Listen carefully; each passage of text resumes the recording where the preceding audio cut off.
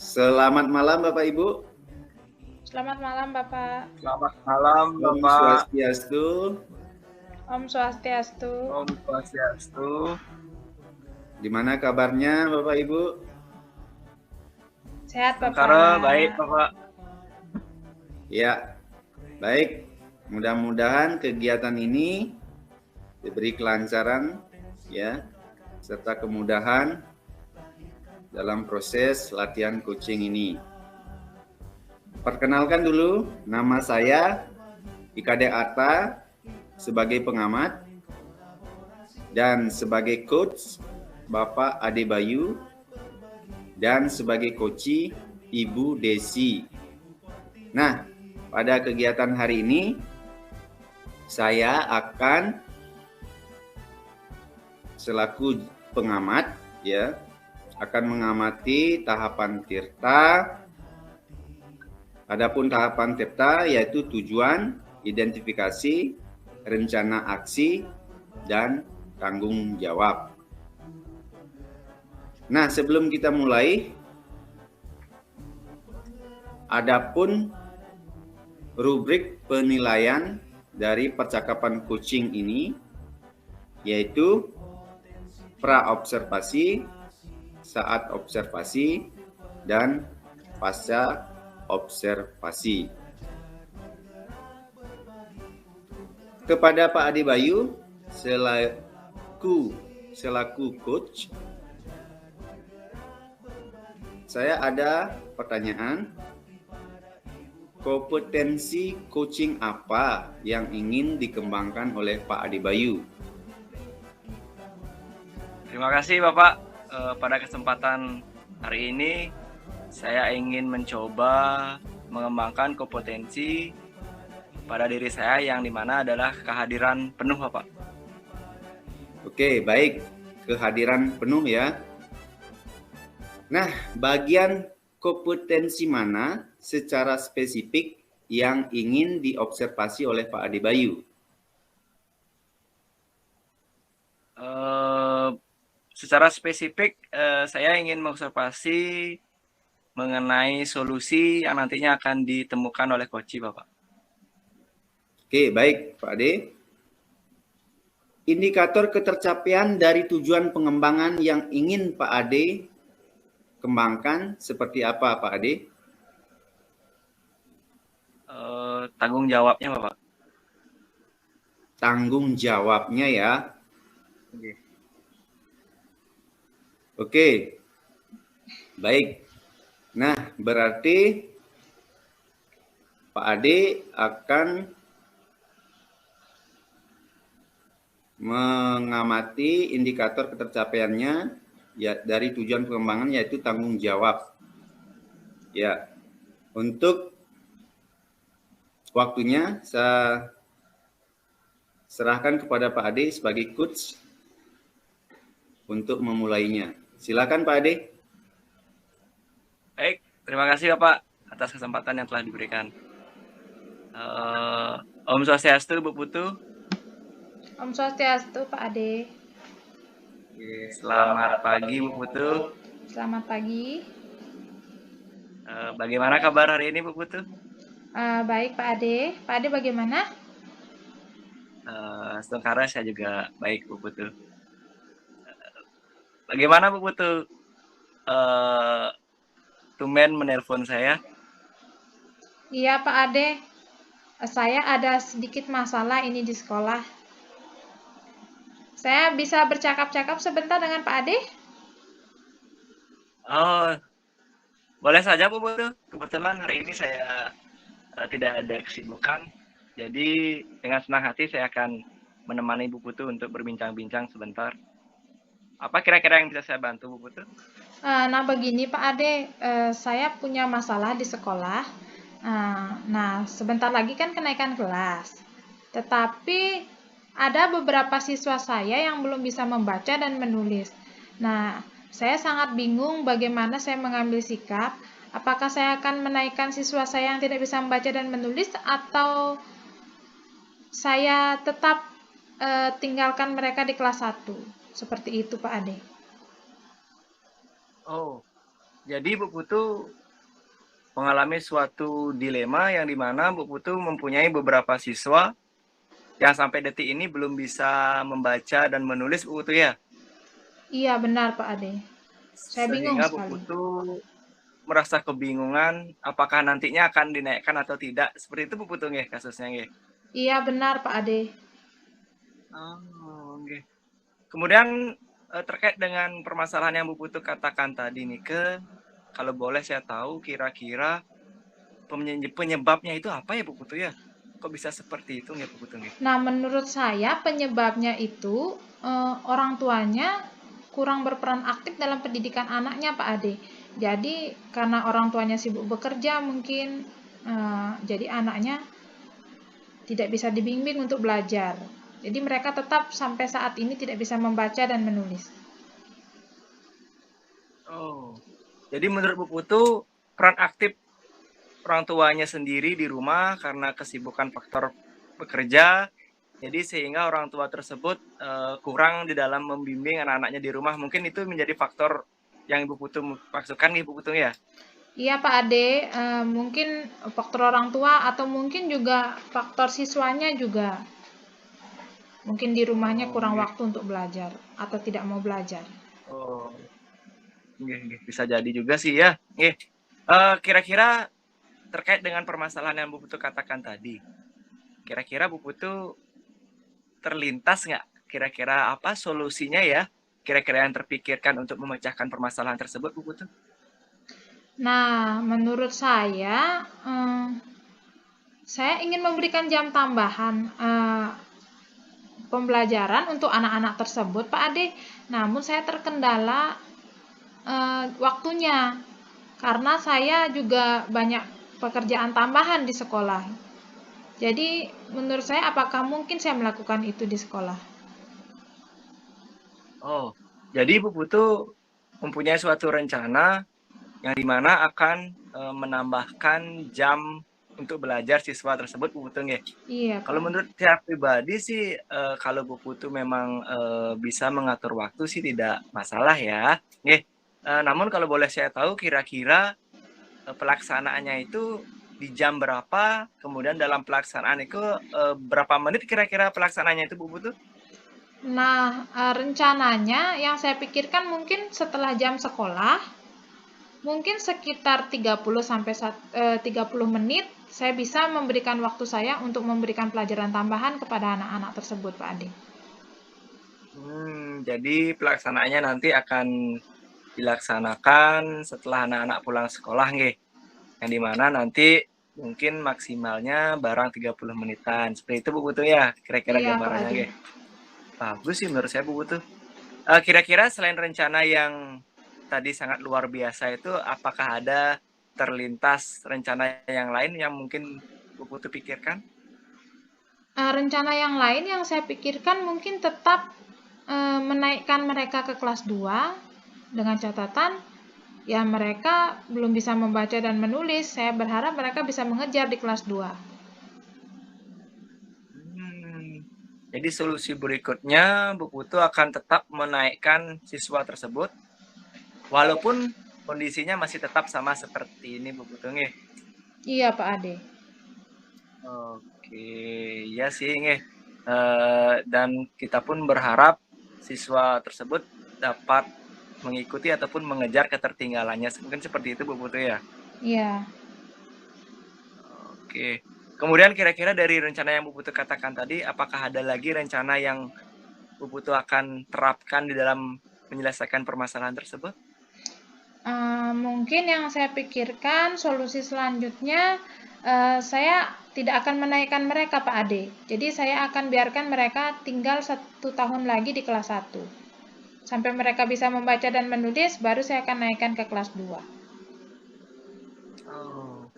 Jadi rencana yang ketiga, Bu Putu akan tidak menaikkan siswa tersebut sampai siswa tersebut bisa membaca dan menulis, baru Bu Putu akan menaikkannya. Seperti itu Bu Putu ya?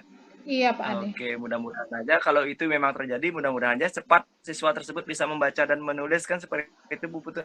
Nggih, agar Iya, anak Pak Ade. didik itu bisa cepat naik ke kelas berikutnya. Nggih. Kira-kira ada lagi kah rencana yang lain Bu Putu? Nah, ini solusi yang saya pikirkan yang terakhir mungkin Pak Ade. Mungkin saya akan berkolaborasi dengan orang tua siswanya. Saya akan mengajak orang tua siswanya bertemu agar bisa membicarakan masalah ini. Mungkin mereka bisa membantu mensupport anak-anaknya untuk belajar di rumah. Selain saya akan membantu juga. Saya berharap dengan bantuan orang tuanya itu, orang tuanya bisa mengerti kalau mereka harus membantu juga agar anaknya cepat bisa membaca dan menulis. Jadi selain rencana yang tadi Bu Putu sampaikan, Bu Putu juga mempunyai suatu rencana yang dimana Bu Putu akan berkolaborasi bersama orang tua siswa itu sendiri, Bu Putu ya, agar orang tua siswa tersebut lebih intens di dalam mengajar ataupun melatih, membina anak-anaknya sendiri di rumah masing-masing seperti itu, Bu Putu nggih. Iya, Luar Pak biasa Ade. sekali rencana itu, Bu Putu. Nggih. Tian juga berharap apa yang Bu Putu pikirkan dari solusi-solusi yang Bu Putu pikirkan akan bisa menyelesaikan permasalahan yang Bu Putu akan sampaikan tadi itu. Nggih. Nah, kemudian terkait dengan permasalahan yang Bu Putu sampaikan tadi, kemudian Bu Putu juga sudah memaparkan solusi-solusi yang Bu Putu sudah berikan. Dari beberapa solusi yang Bu Putu berikan, kira-kira solusi manakah yang Bu Putu akan jadikan senjata andalan di dalam menyelesaikan permasalahan yang Bu Putu akan hadapi ini? Nah, mungkin saya akan mengambil solusi yang ini Pak Ade. Saya memberikan jam tambahan ke siswa. Saya usahakan mengatur waktu saya kembali, memberikan jam tambahan barang 30 menit untuk siswa, dan mungkin saya akan mengajak orang tuanya berkolaborasi juga. Wow, luar biasa sekali Bu Putu. Rencana yang Bu Putu sampaikan tadi terpintas, selintas saya simak sangat luar biasa.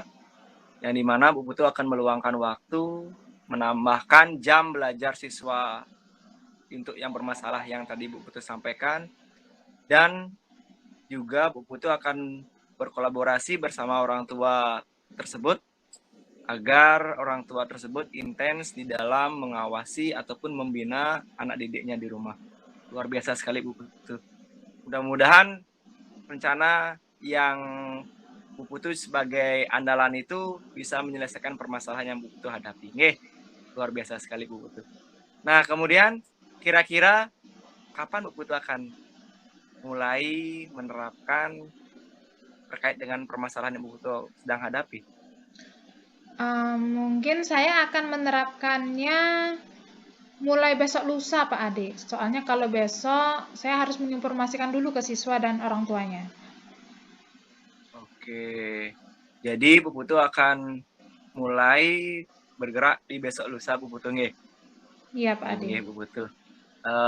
Saya sangat mendukung Bu Putu dan saya pun sangat senang jika Bu Putu mulai bergeraknya dari besok lusa. Nggih, apalagi kalau Bu Putu bergerak harus didasari dengan konsisten ya.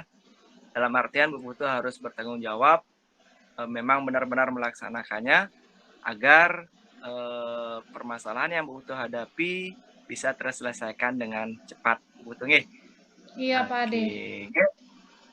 Bu Putu, dari apa yang Ibu Putu tadi sampaikan, kemudian solusinya sudah Bu Putu temukan, nggih.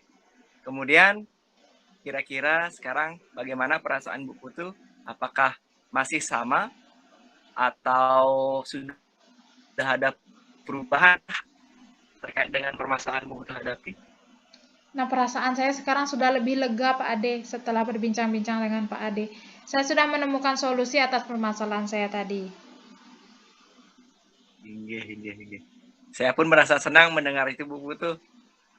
Ternyata Bu Putu mempunyai suatu pemikiran yang luar biasa di dalam memecahkan suatu permasalahan yang Bu Putu lakukan. Saya sangat senang membantunya Bu Putu. Nggih. Ada lagi kira-kira yang bisa saya bantu Bu Putu? Itu saja Pak Ade. Terima kasih Pak Ade atas waktunya sudah mendengarkan saya berkeluh kesah. Ini Bu Putu, sama-sama Bu Putu. Saya senang membantu teman. Oke, kebetulan juga saya tidak ada kegiatan, jadi ya kita sharing lah sedikit. Oke Bu Putu, terima kasih banyak. Selamat pagi Bu Putu, salam sama anak didiknya semua di sekolah. Terima kasih Pak Ade, selamat pagi. Mari Bu Putu, selamat pagi.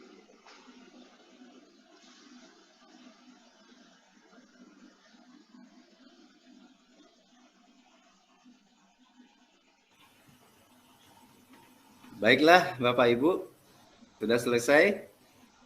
Sudah Bapak? Sudah Bapak. Iya. Sebelumnya, saya ada sedikit pertanyaan kepada Bapak Ade. Bagaimana perasaan Pak Ade setelah melakukan coaching barusan? Terkait dengan perasaan saya pribadi Bapak, setelah saya Ya. mendengarkan perasaan dari si coach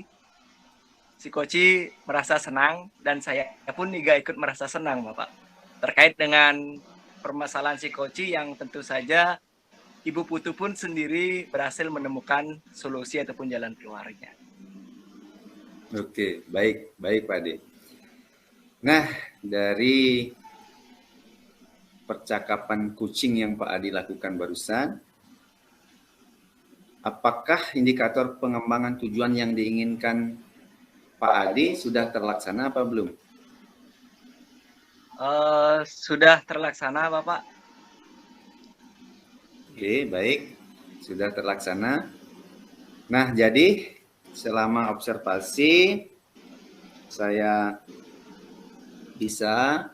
catat tadi Pak Ade sudah melaksanakan tahapan Tirta dalam coaching yang baru Pak Ade lakukan, yaitu T-nya itu tujuan. Jadi dari coach sudah menyampaikan tujuannya